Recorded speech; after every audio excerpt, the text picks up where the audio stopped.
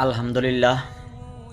প্রিয় দর্শক, একটি স্বস্তিদায়ক খবর হলো নির্বাচন কমিশন থেকে একটি নির্দেশনা জারি করা হয়েছে যে মসজিদ মন্দিরে নির্বাচনী কার্যক্রম বা নির্বাচনী সভা সমাবেশ করা যাবে না।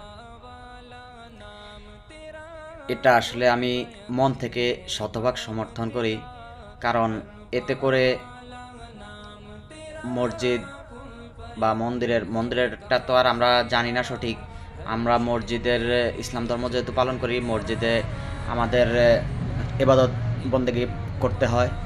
তো আমার অবস্থান থেকে আমি মনে করি যে মসজিদে নির্বাচনী সভা সমাবেশ করার কারণে আপনার মসজিদের পবিত্রতা নষ্ট হয়, বা এতে করে সমাজে একটি বিভেদ সৃষ্টি হয়। মনে করেন, অনেকগুলো রাজনৈতিক দল, এত দলের সভা সমাবেশ মসজিদে করলে মসজিদে আমরা নামাজ পড়ব